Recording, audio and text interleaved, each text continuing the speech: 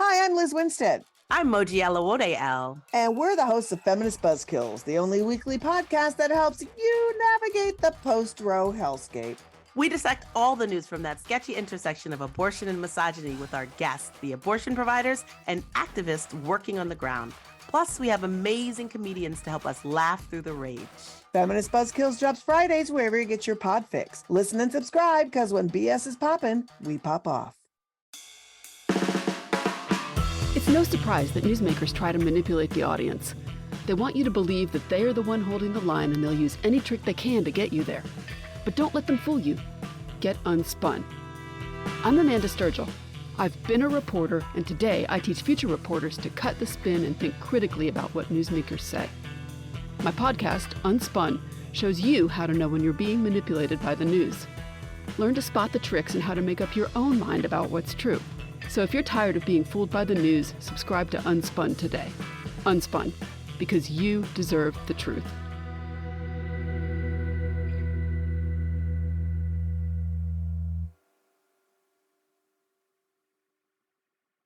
MSW Media. News with swearing. Daily beans, daily beans. Daily beans, daily beans. Hello and welcome to the Daily Beans for Friday, October 6, 2023. Today, months after leaving the White House, Donald Trump gave U.S. nuclear submarine capability intelligence to an Australian member of his Mar-a-Lago golf course. Senator Menendez's wife struck and killed a pedestrian in 2018. George Santos' former campaign treasurer has pled guilty to a federal conspiracy charge. Judge Engoron has issued an order prohibiting Trump and others from moving a dime without pre-authorization. A federal court approves a new congressional map for Alabama with 2 majority black districts. Leonard Leo says he will not cooperate with the D.C. U.S. Attorney's tax probe. The IRS has put a lien on Rudy Giuliani's New York apartment for $500,000 in unpaid taxes. Tennessee 3 member Justin Jones is suing the House Speaker of Tennessee for violating his First Amendment rights. Trump has filed a motion to dismiss his January 6 federal charges, citing absolute presidential immunity. Mike Lindell's lawyers have dumped him because he owes them millions of dollars in unpaid legal fees. Trump has filed a motion to delay his espionage trial until after the election. Representative Jared Moskowitz has sent a letter to the Palm Beach County tax assessor over Trump's claims that Mar-a-Lago is worth over $1 billion. Judge McAfee has denied Sidney Powell's motion to dismiss her charges in Fulton County. Trump has filed a motion to dismiss his charges in the Manhattan hush money case. Fani Willis is seeking testimony from out-of-state witnesses, including Boris Epshteyn and Lynn Wood. The SEC is seeking to force Elon Musk to testify about shady stock trades ahead of his acquisition of Twitter. And Glenn Youngkin takes $2 million in donations from a TikTok investor. I'm Allison Gill. Whew, and I'm Dana Goldberg. That is a new record, my friend. That script started on Thursday and ended on Friday. Happy Saturday to everyone who celebrates. No, it is Friday, and that means we're going to be having a Patreon happy hour tonight at 4 p.m. Pacific, 7 Eastern. So if you're a patron of this show, you can call into that and ask me questions. That's always a fun time. We do that every 2 weeks. If you're a patron, you also get these episodes ad-free and early. And if you want to sign up to do that, you just go to patreon.com/MullerSheWrote. Thank you for supporting independent journalism. All right, it is a massive show today. So we're going to do our thing where we do some stuff and then do some other stuff and then do some stuff. Okay, so, let's do some stuff. Let's do some stuff. Let's do some quick hits. And to make a long story short, too late. First up, months after leaving the White House, the former president allegedly discussed 2 pieces of information about U.S. submarines with an Australian member of his Mar-a-Lago club, the supposed exact number of nuclear warheads they routinely carry, and exactly how close they can get to a Russian submarine without being detected. Prosecutors and FBI agents have at least twice this year interviewed the Mar-a-Lago member. His name's Anthony Pratt. He runs a U.S.-based Pratt Industries business, one of the world's largest packaging companies. Of course, Andy and I will discuss that on this weekend's episode of the Jack Podcast.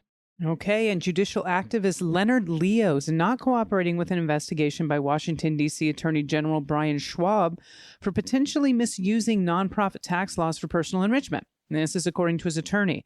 David Rifkin, Leo's attorney, said in a statement to Politico that Schwab has, and I quote, no legal authority to conduct any investigatory steps or take any enforcement measures because Leo's multi-billion-dollar aligned nonprofits, which poured millions into campaigns for the nominations of conservative Supreme Court justices and advocating before them, were organized outside D.C.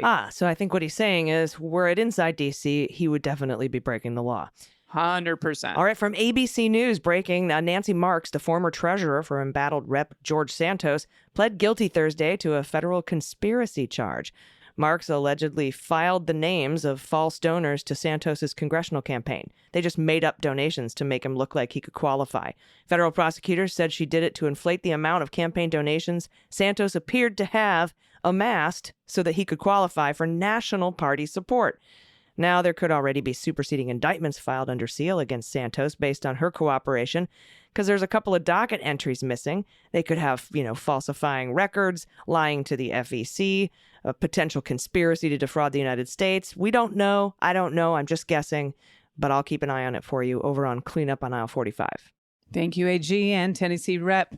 Justin Jones, one of the so-called Tennessee Three, who was expelled, remember that, from the chamber earlier this year, only to return after being voted back into office, because that's where he belongs. Well, he is suing the House Speaker and administrative employees for the state House, who he argues have repeatedly prevented him from arguing during debate sessions and violated his First Amendment rights.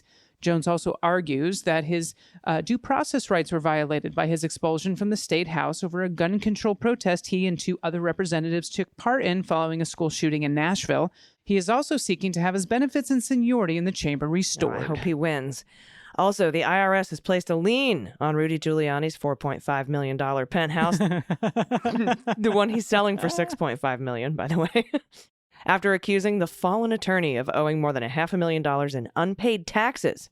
Unpaid taxes. Yet they're considering charging Hunter Biden for the same thing, even though Hunter actually paid his taxes back.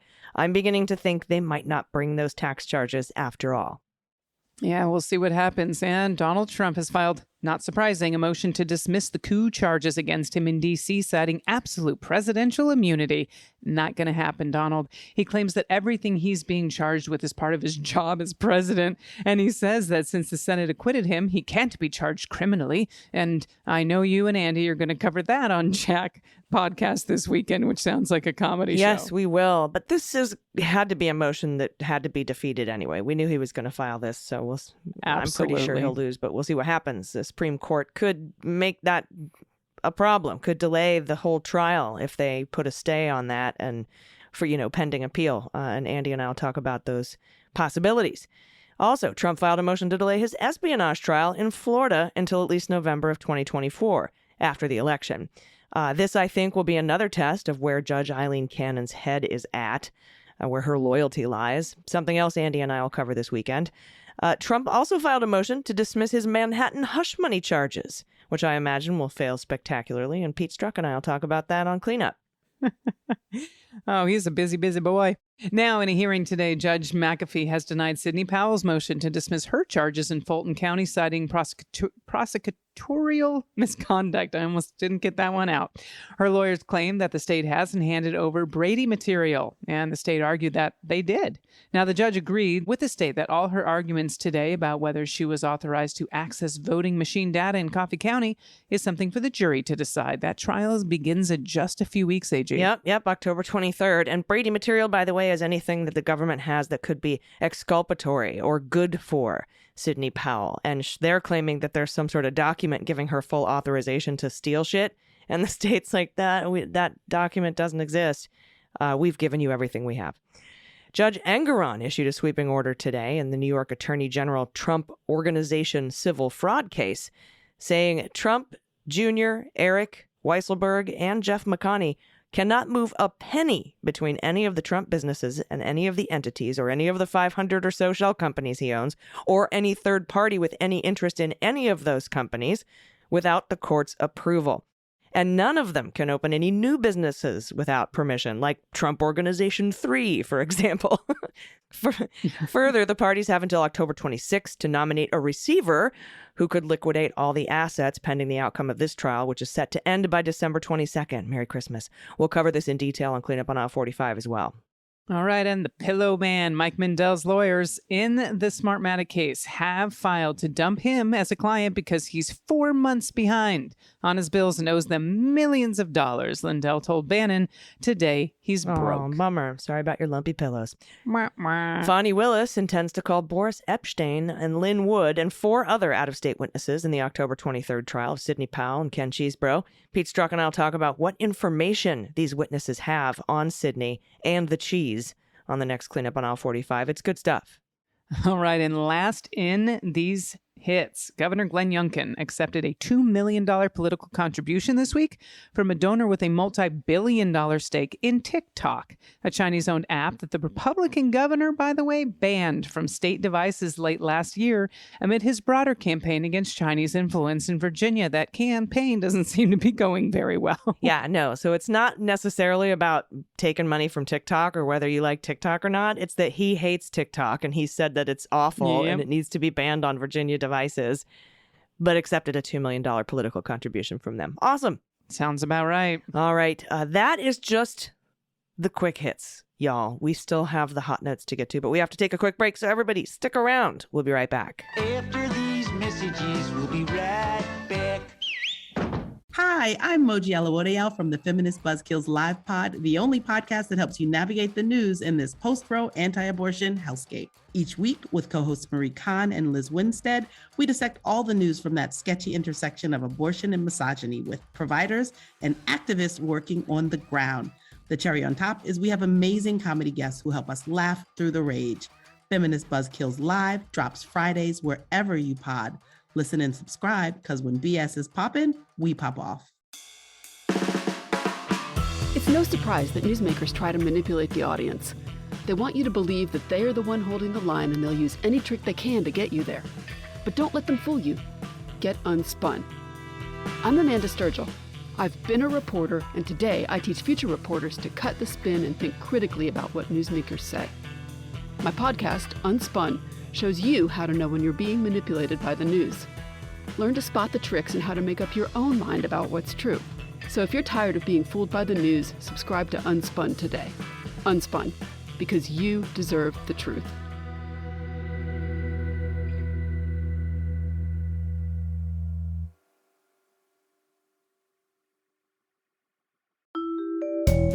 The issues of the day are really complicated.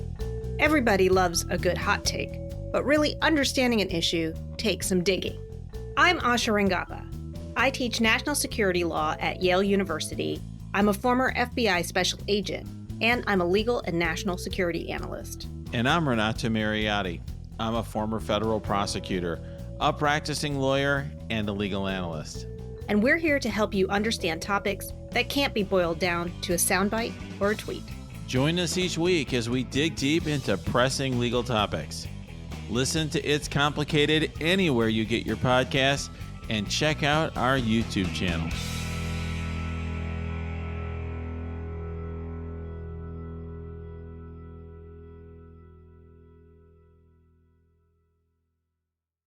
All right, everybody, it's time for the hot notes.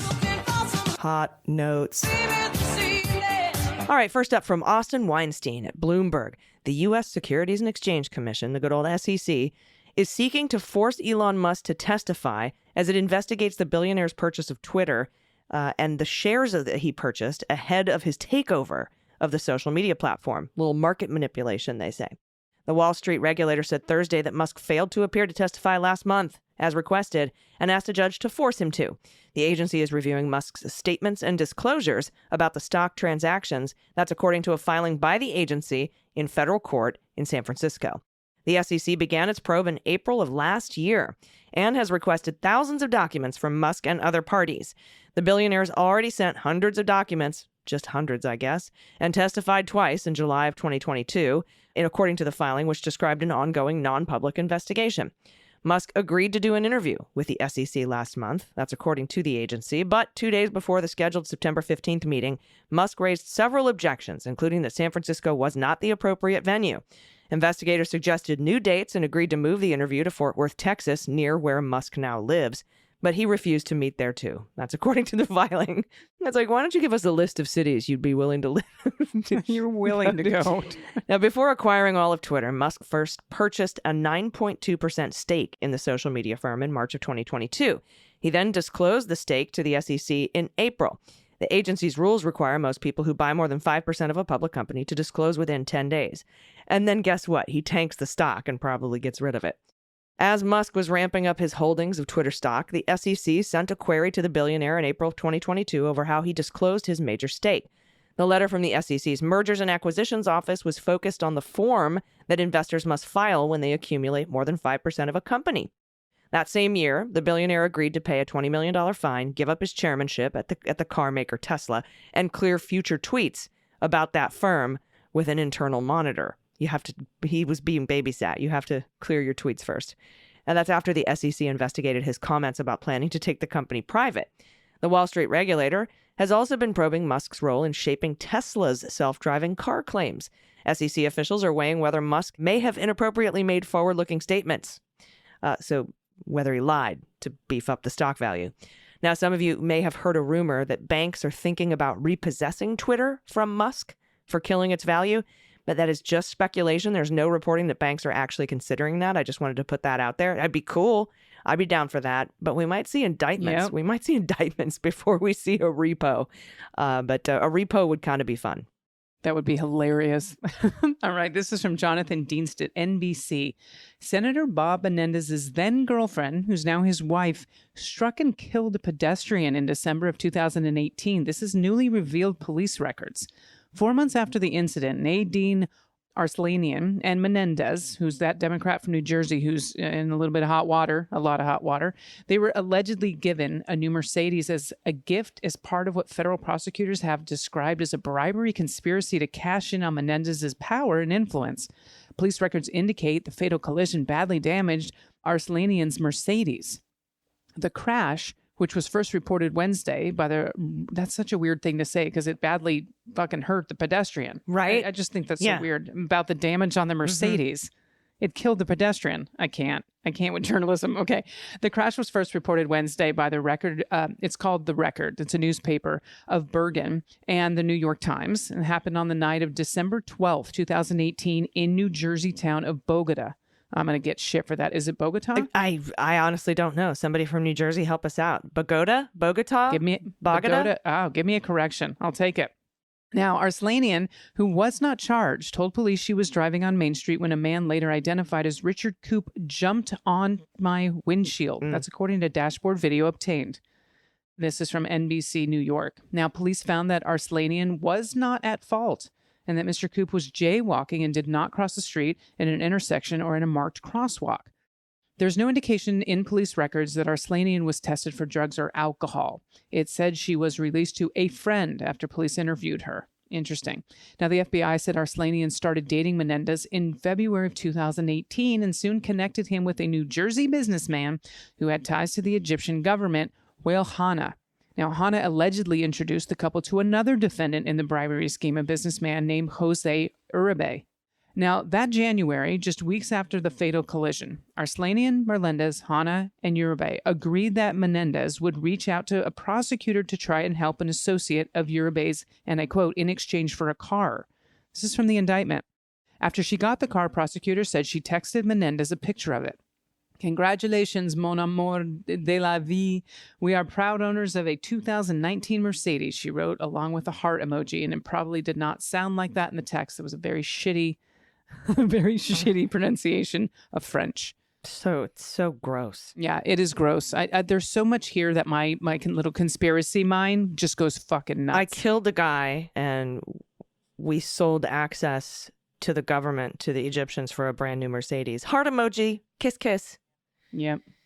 And from CNN, a federal court on Thursday approved a new congressional map in Alabama that significantly boosts the black population of a second district and could represent a pickup opportunity for Democrats in next year's elections. I'm so happy and proud This is fantastic. Democracy Docket, Mark Elias, for staying with this. And there are 45 other lawsuits that they're working on. The action by a 3-judge panel, along with the outcomes of several other closely watched redistricting cases around the country, could help determine which party controls the U.S. House of Representatives after 2024. Republicans currently have a narrow majority, as we know. The court's decision to pick a map that creates a district in a southeastern swath of Alabama that has a 48.7% black voting age population also concludes this phase of the big, long legal saga that saw the U.S. Supreme Court affirm a key part of the Voting Rights Act, a landmark civil rights law that's been gutted in 2013, as we know, by conservative justices.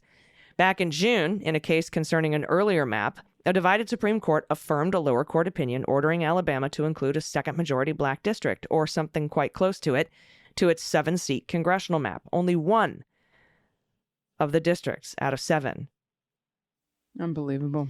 Now, the 5-4 opinion was penned by Chief Justice John Roberts, who drew the votes of fellow conservatives Justice Brett Kavanaugh, as well as the court's 3 liberal justices. But when Alabama produced its new map in July, it came under immediate legal challenge because the state once again declined to create a second majority black district.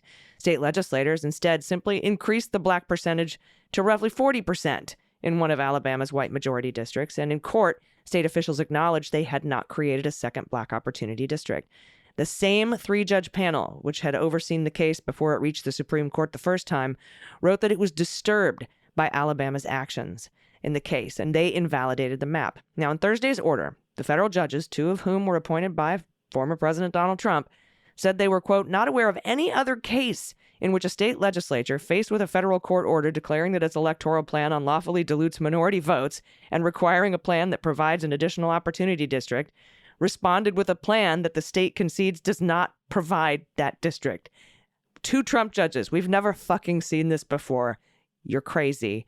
Here's your new map. In a statement, Alabama Secretary of State Wes Allen, a Republican, said that the state would comply with the court's preliminary injunction to administer the fast-approaching 2024 elections in accordance with the map the federal court has forced upon Alabama. But Allen said the state would continue its legal fight against the map's use in future elections when judges conduct a full hearing on the underlying merits of the case. And I hope you fucking lose again, you racist piece of shit.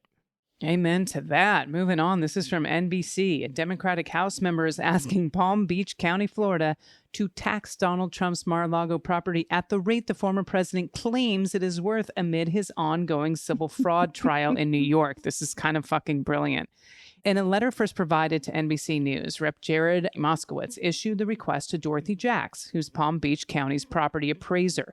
Moskowitz noted New York Judge Arthur Engeron's ruling last week, saying that Trump repeatedly committed acts of fraud for years. Engeron ruled that Trump lied to banks and insurers by overvaluing, and undervaluing, look at that, his assets while exaggerating his net worth to billions of dollars. Trump has raged against Engeron's ruling, insisting that his Florida resort is worth 50 to 100 times what prosecutors in New York's civil case have said, closer to $1.5 billion. Well, Moskowitz, first elected in 2022, is a moderate Democrat who represents a district in Florida that includes part of Palm Beach County. He's also a member of the House Committee on Oversight and Accountability, and he seems to want to hold Donald Trump accountable because that's what he does. It's his committee. Donald Trump's like, it's worth at least $1 billion.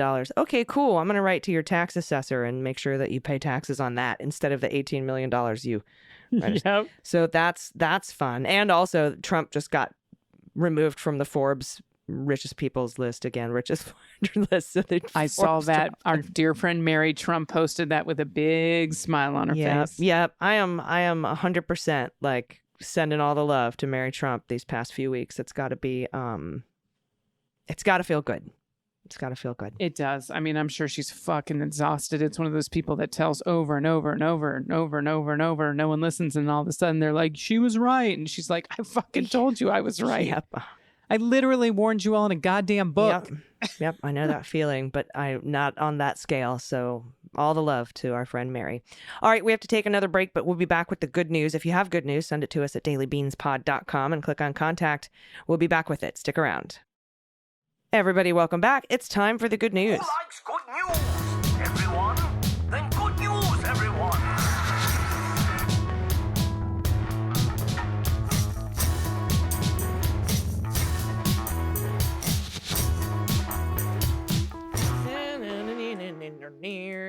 Good news.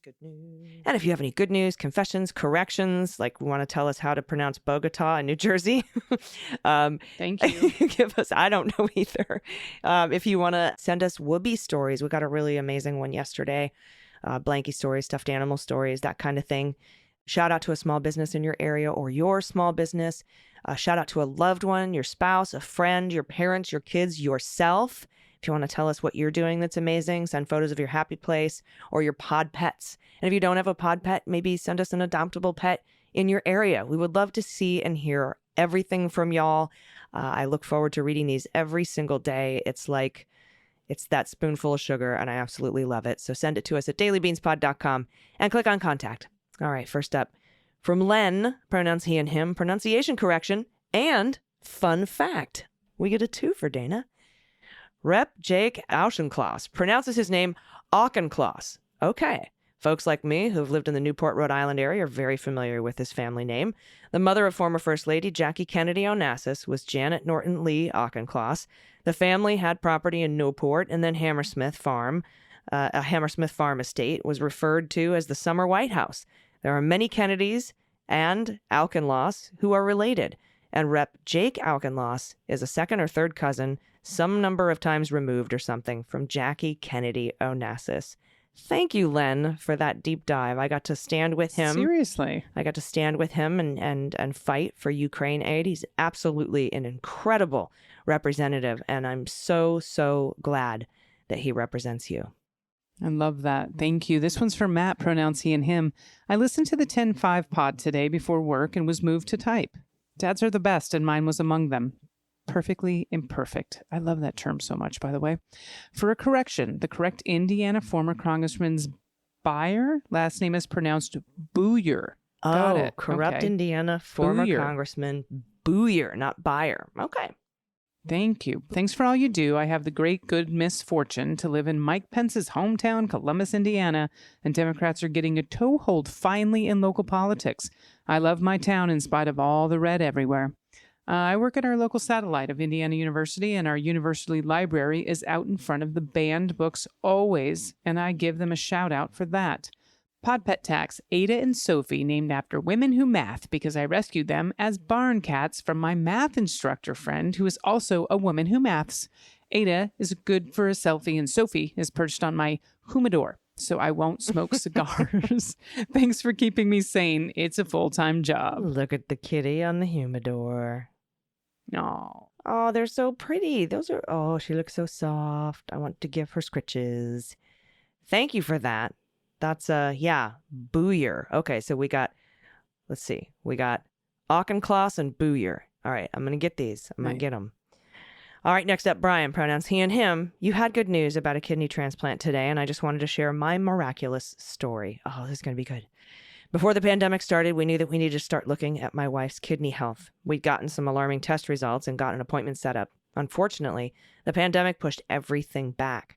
That October, she ended up in the ER when her blood pressure spiked, and they ended up admitting her to do a bunch of tests. The news came back that her kidney function was very low and she needed a transplant. We knew that we had the same blood type, so I got tested to see if I was a match. Turned out that I was a match. The next April, just as her kidney function had gotten low enough that she'd need to start dialysis, they did a transplant surgery. The time since has still been a bit of an adventure of new meds and different health challenges, but our kidney is doing great and functioning wonderfully.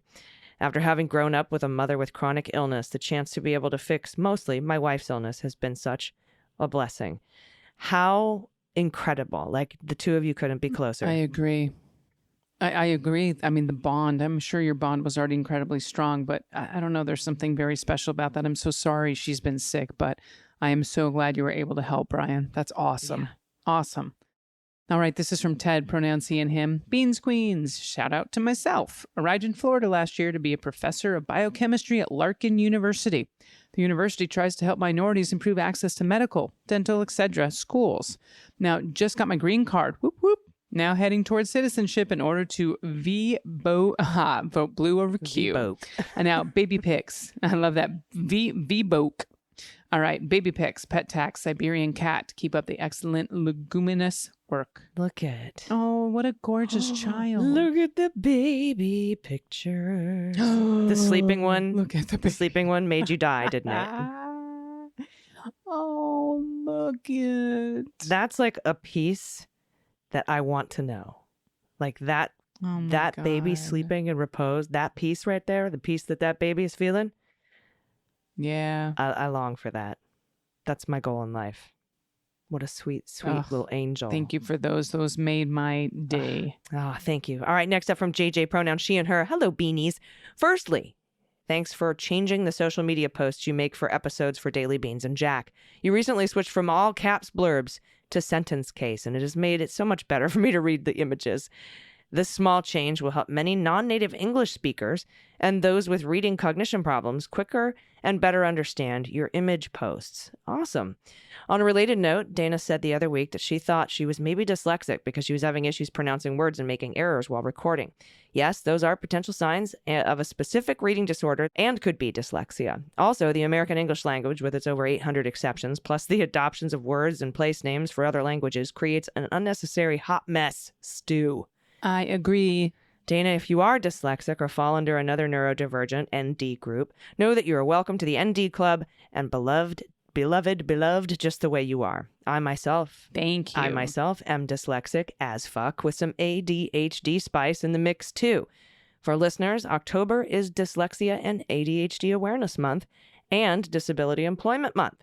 So I suggest everyone take about 5 minutes to learn about dyslexia, ADHD, or Disability Employment Month. I want to share some good news from Manitoba. Manitoba. Okay, I got it. Yes, we are pronouncing the I as an A, Manitoba, because it makes sense somehow. We have a new premier. Premier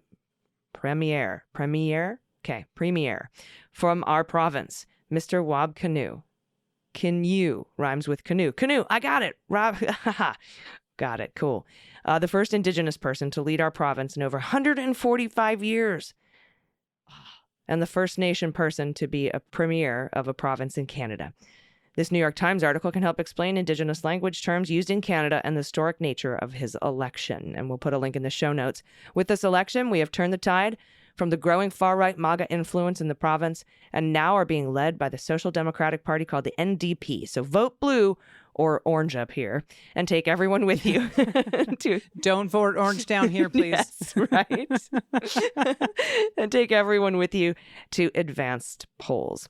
Pod pet tax is Lily. She was rescued from a California puppy mill by my mother-in-law, who adopted her because Lily is also her name. Unfortunately, Lily the dog passed a few years ago. Aww. But here's a snap of her sitting beside me on the couch. Look at the sweet little chihuahua. Baby. Oh, so lovely. Love that so much. I have a very good friend who does nothing but adopt elderly chihuahuas and care for them until the end of life. And it's just the most incredible thing I think people can do. These little chihuahuas Absolutely. are so precious.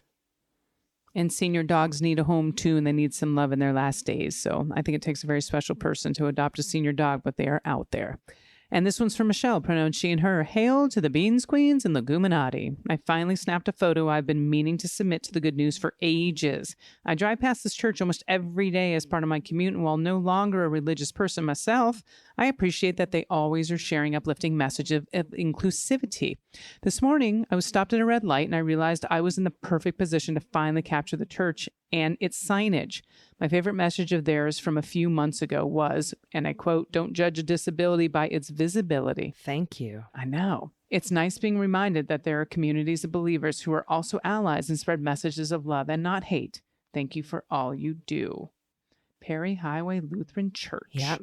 Embrace diversity, save lives, prevent LGBTQ plus suicide. Oh, thank you for snapping this and sharing And this. the pride flag there, the full pride flag, just beautiful. Absolutely. Love it when churches do that. Hell yeah. I shouldn't probably say hell yeah. Heck yeah. Jesus Christ, AG. What's the secularist to do? But I appreciate this so much. This is beautiful and wonderful, and the inclusivity is so meaningful to, especially to young people, you know? It's just so important. All right, next up from Pigeon, he, him, they, them. Hello, lovely Leguma ladies. I've been listening since the kitchen table days. Woohoo! I want to give you a twofer shout out today, if possible. Of course, Pigeon. First, to my lovely, amazing, incredible spouse. He's cis-het and thought he was marrying a woman. To be fair, I thought that too.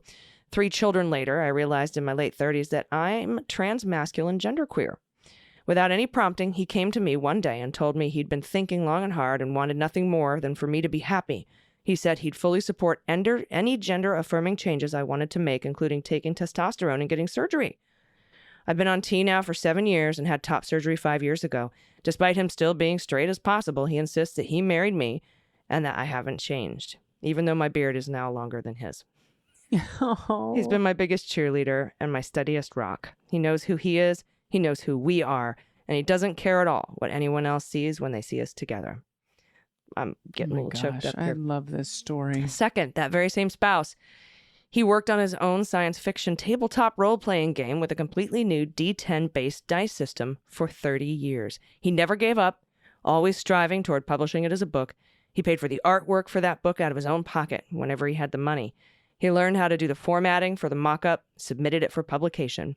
I couldn't be more proud of him for realizing the literal lifelong dream. If you want to check out the fruits of his love and labor, 30 years of love and labor, please go to stellarchaos.com. Cool name. It also happens to be a really fun universe to play in, so I'd recommend it even if I didn't know the author. It's called stellarchaos.com. Attached is my pod pet tax. We haven't had the doggy boys tested, but we're pretty sure we know their breed. The brindle on the left is Lorenzo, and the tan boy is Khan. The kitties are Kubla, and the tuxie is Polo, Genghis, and Marco, all black. Sadly, Marco has passed, but we've added another black kitty to the family named Salem. Good name. Thanks so much for keeping us all laughing and sane throughout the past several years. Look at this brood of gatos and a little pibbies. So many. Oh, that's a beefy one there on the right. What's the one on the right again? It's a beefy Khan. He's beefy. The beefy boy, Khan is. We are not fat shaming dogs. He's just very plump. No, beef. He's just, he's swole. He's swole. Dude, that dog is swole. Do you live, bro? So adorable. Thank you, everyone. Never skip legs day. Never skip leg day. Khan maybe skipped a leg day or two, looks like. So adorable. Sleeping babies, pod pet pics, all the kitty cats, corrections. Thank you. I now know how to pronounce Auchincloss and Booyer up in Indiana. Appreciate all of this, and I hope everybody has an amazing weekend. You know, we'll be here on Sunday with Jack Podcast. Pete and I already recorded the bonus for Cleanup on Aisle 45. Patrons of this program, tonight, 4 p.m. Pacific, 7 p.m. Eastern, is our happy hour. Ask Me Anything on Zoom. It's a cocktail mocktail hour, so bring your drinks. And that's it. That's all I have for the week. Do you have any final thoughts? No final thoughts for this weekend. I just want to thank everybody in the Vote Vets organization and all the senators and congressmen that helped us at Vote Vets to fight for funding for Ukraine. I know President Biden has received word and about our concerns, and he's going to be speaking on it soon. I'll bring that to you. And all of that, I did for democracy and my dad, who would have turned 80 this week. So thank you, everybody, for supporting me to go out and get that done. And I will continue that work. I also got to meet Anarchy Princess, the girl who was blowing the whistle out front with Pete. Oh, nice. Oh, my God. I love that. That's hysterical. Oh, she's a riot, too. She's absolutely great. I hope she really did file charges against that dickhead that put a flagpole between her legs. I don't know if you guys... I saw that. Do you remember? Yeah. I hope so, too. I failed to ask her. I will ask her, but she's awesome. And everybody, the whole Vote Vets organization, the White House, everybody on the digital team. I just have so many people to thank, and I just appreciate it so much, and including all of our listeners who helped make this stuff and these trips possible. So thank you. We will be back in your ears Monday morning. Until then, please take care of yourselves, take care of each other, take care of the planet, take care of your mental health. Vote blue over Q. And take everyone you know with you. I've been AG. And I've been DG. And them's the beans. The Daily Beans is written and executive produced by Allison Gill with additional research and reporting by Dana Goldberg. Sound design and editing is by Desiree McFarlane. with art and web design by Joel Reeder with Moxie Design Studios. Music for The Daily Beans is written and performed by They Might Be Giants, and the show is a proud member of the MSW Media Network, a collection of creator-owned podcasts dedicated to news, politics, and justice. For more information, please visit mswmedia.com. MSW Media. Hi, I'm Harry Littman, host of Talking Feds, a roundtable that brings together prominent figures from government law and journalism for a dynamic discussion of the most important topics of the day. Each Monday, I'm joined by a slate of Feds favorites and new voices to break down the headlines and give the insider's view of what's going on in Washington and beyond. Plus sidebars explaining important legal concepts read by your favorite celebrities. Find Talking Feds wherever you get your podcasts. Hi, I'm Frances Callier. And I'm Angela V. Shelton. And we're Frangela. You know what you need in your life? The Final Word Podcast. Yes, you do. That's right. It is the final word on all things political and pop cultural. Where we make real news real funny. Where we inspire you so you can #resist. Subscribe and get a new episode of the Final Word Podcast each week. It's the news we think you need to hear. That's right. We think you need to hear it. Okay? Yeah, it's what we say so. That's right. And because all we do is give, every Thursday you can listen to our hysterical podcast, Idiot of the Week. We round up the stupid because you know what? Somebody has to. Okay. All we do is give.